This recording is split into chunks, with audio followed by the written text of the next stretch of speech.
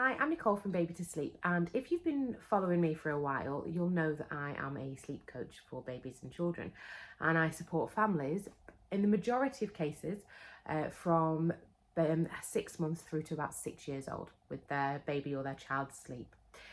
However, what you might not realise is I've actually always worked with families from birth as well, supporting parents on that journey with gentle sort of sleep shaping and supporting them through what can actually be quite a difficult time when you've had a baby, especially if there's any trauma involved during the birth. And as part of the online element of all the different courses that I've created, there's been one that has been something that I've wanted to do for a long time, but because of how utterly huge the topic is, I won't lie, I think I've been putting it off a little bit because it's how do you get something right for somebody who's never had a baby before and doesn't know what they don't actually know. How do you give them all this information that is going to help them on their journey without it being scary, but informative enough that actually they've got their own toolkit there to help them on that journey. And it took me a while, but we've done it, and the reviews are amazing, absolutely incredible. The things that have come back is basically, this is something that every expectant parent needs. It's helped lessen anxieties. It's helped them realise that actually a lot of their feelings are valid and normal. And it's amazing that my personal experiences have been able to help and support families, and new families especially, on a journey that they didn't know they actually needed that support on. And I'm going to just tell you why, because yes, okay, you know I'm a sleep coach because my little girl Sophia, who was born in February 2016, decided that sleep was something that she was not going to do. So you know that I do what I do because of that journey. But what you might not know is why I'm so passionate about helping from pregnancy through to actually having the baby and what happens in those first 6 months. And a lot of that comes down to my own personal experiences. Now, what I need to clarify right from the beginning is this was my experience. This is not necessarily going to be your experience. In fact, it won't be your experience. But it can happen, and it's knowing and being aware that these things can happen. So just to give you an idea, they say 1 in 4 have a cesarean section. Well, out of 7 people in my NCT class, 5 had a section, 4 of them emergencies, 1 of them was forceps and 1 was induced. So you just kind of go figure. But that offset generally probably means that there'll be other groups out there where nobody's had a cesarean section. They've all had perfectly natural, amazing births. But it just shows actually that these things happen, and it's normal for things to not necessarily go the way you plan them to go. And it's good to have your head in a space where you are ready to be able to deal with that if it all doesn't go the way you hope it goes. So I'm going to try and nutshell this because otherwise I could talk about this for ages. But Sophia was born in 2016. My plan was the water birth, not many painkillers. Everything was going to be absolutely hunky-dory. I'd been told I wasn't going to be able to breastfeed because of medication. Then I was told, yes, I can. So I was like, yes, I'm going to breastfeed. I'm going to do this. All these amazing things. And guess what? 23 hours of being in labour. And they basically came and said at 6 o'clock in the morning, we need to get her out now. And 17 minutes past 6, she was there. So it was like a really fast, very emergency cesarean section where she came out, and the whole experience around it was not great. I'm not going to go into detail because you probably don't need all of that, but it didn't put me on a great start to our journey as being parents, and especially me as a mum. So we didn't get that immediate skin to skin. She was rushed off. I was dropping in and out of consciousness, just mostly possibly because of exhaustion, but I didn't know this till years later. But yeah, so that was that. We were in hospital for a few nights. She had an infection. We had a massive breastfeeding struggle. They kept coming around trying to help, but she just wasn't going for it. We had a situation where the nurse was going to give a formula without my consent, which I basically nearly hit the roof with. Because I was like, no. It just drove me more to kind of go down the breastfeeding route. Eventually I got home and the breastfeeding journey still wasn't working. I was in a lot of pain, found out I had an infection, was then incorrectly told that I needed to stop breastfeeding while I was on antibiotics. So I pumped and dumped for a week while I gave my baby, my newborn baby, who wasn't even a week old, formula for a week. Which was not what I wanted to do, but it definitely made the breastfeeding journey even harder. But I'd been told, and this is what frustrates me so much because it was incorrect information. I'd been told that I had to do this.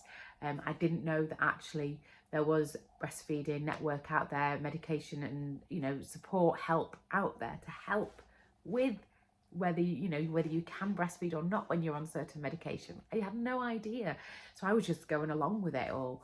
And yeah, so things were bad. She wasn't sleeping, she wasn't feeding, she was latched for hours. And when she was about 4.5 weeks old, I went to stay with my mum in Blackpool, and my mum's going, this isn't normal, this isn't right. And I was thinking, no, but this is what everyone tells me they should be doing. Apparently it's fine. Yeah, my nipples are supposed to be cracked, so I'm supposed to be in absolute agony, and my baby's supposed to be attached to me all the time. So I thought, no, that wasn't the case at all.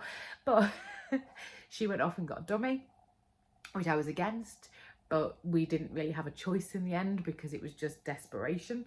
So we put it in, and it gave us a little bit of respite. It wasn't great, but it kind of gave me a little bit of, you know, I can put her down and breathe. And I remembered the lady that ran the breastfeeding section on my NCT course. So I got in touch with her, and she says, right, when you're back in Manchester, come and see me. So when Sophia was 5.5 weeks old, I went to see her, and literally within an hour, she was latched and feeding. That was it, sorted.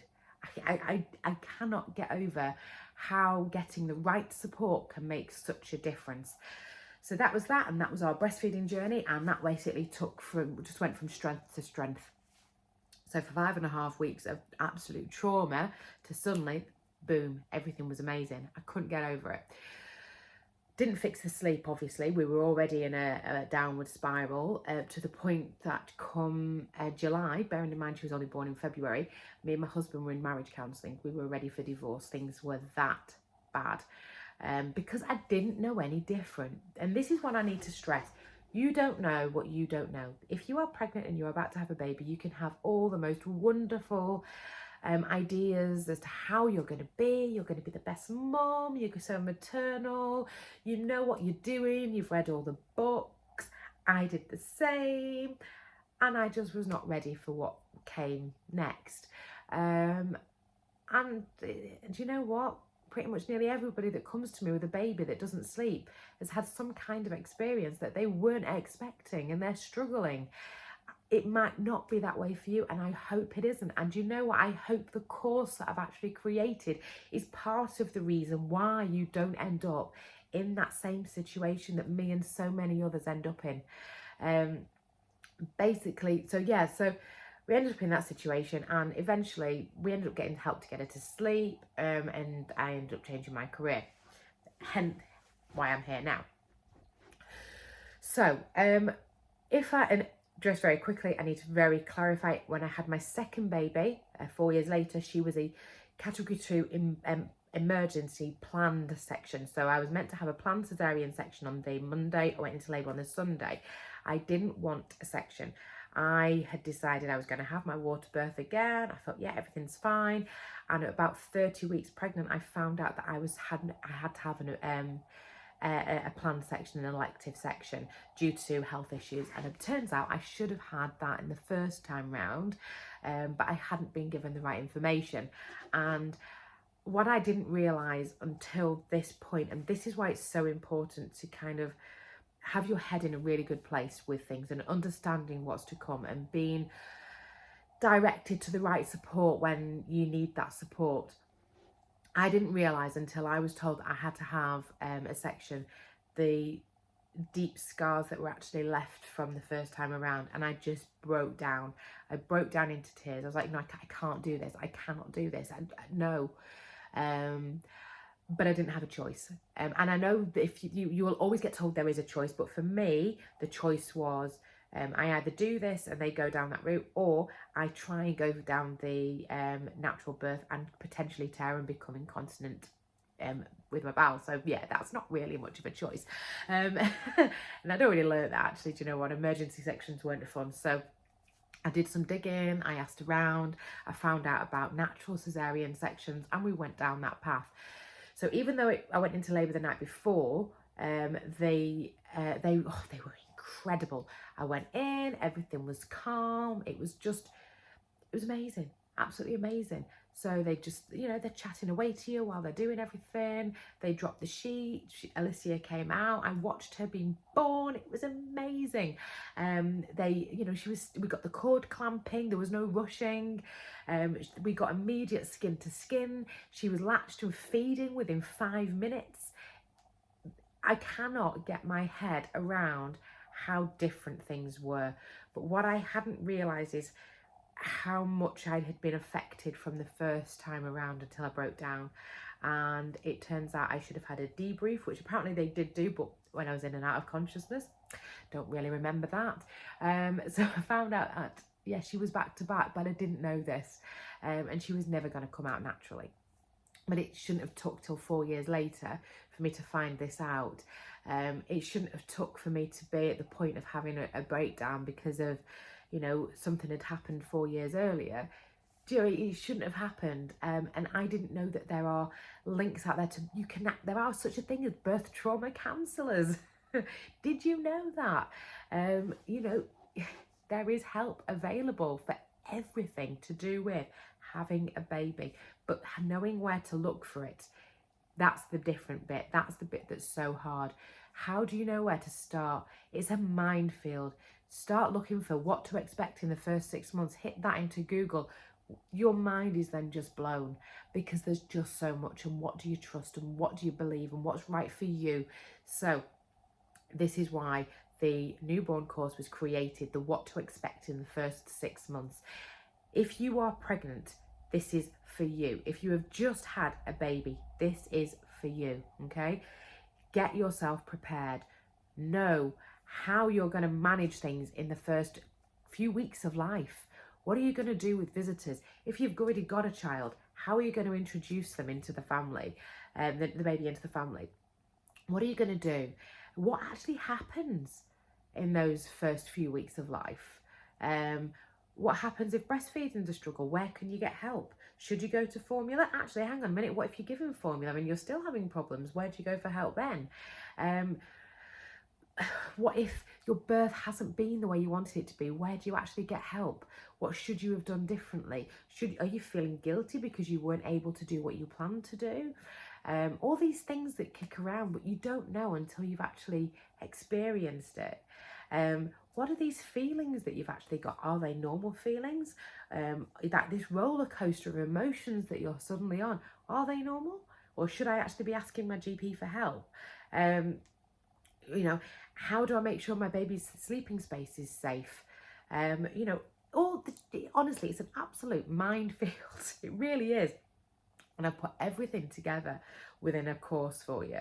And I'm going to keep adding to this course. The great thing is all the parents who've watched it have gone, this needs to be in every single expectant parent's life because it's helped alleviate their anxieties, their worries. It's given them tools and strategies to help them through the first 6 months. They're not panicking about this dreaded 4-month sleep regression that you'll have heard about. They're actually going at it and going, do you know what? They're going through a development. It's a positive thing. And now I've got some ideas what to do to help them through it rather than getting stuck in it and feeling really anxious about it. When parents, or like your parents, for example, or somebody else around you says, you're spoiling your baby, gives you the confidence to say, no, I am not. I am not spoiling my baby. I'm giving my baby what they need. So it's about empowering you as a parent, giving you those tools, helping you get through those first 6 months, giving you those links to support where you need it at a time when you didn't actually know that you needed that help. Sorry, I'm getting really passionate about this, but it's such a big, big thing. You cannot know that you need help. Your baby is in you at the moment. You have got the most amazing, wonderful visions, and keep them. Enjoy them, because they're going to help you with those bonding. But be prepared. Know that actually, if things don't go the way you want them to go, that actually you have access to a range of different support networks to get that help. And you know what? It's 39 quid. That's it. Because the way I work is I don't want to be somebody that is available only for the people that can afford it. Everything I do is about making sure that everybody can afford it. Nobody should be in a situation where they cannot afford help to get through parenting. That's the same for all of my stuff, right through to 6 years old. Okay? I will help you on your parenting journey. You've just got to take a leap with me and trust me, because I've lived it. I've lived it with two little ones. I've lived two completely different experiences. I have studied under Lindsay Hookway with Baby M through holistic sleep coaching. I am not about leaving babies to cry alone. You've probably gathered that. I am about supporting you, the parent, and giving your baby the best chance in life, and giving you the best chance to get through those first few weeks, few first months that can be extremely difficult, without feeling that you're doing something wrong, because you're not. You are doing an absolutely amazing job. So have a look, babytosleep.co.uk. Go onto my Facebook page, Baby to Sleep. You can find me on Instagram, on LinkedIn, on Twitter. You'll find access everywhere, but take a look and let me help you on your journey into parenting. I hope you found this helpful. Or you can email me at nicole@babytosleep.co.uk as well. And I look forward to helping you on your journey into becoming a mum or dad. See you later.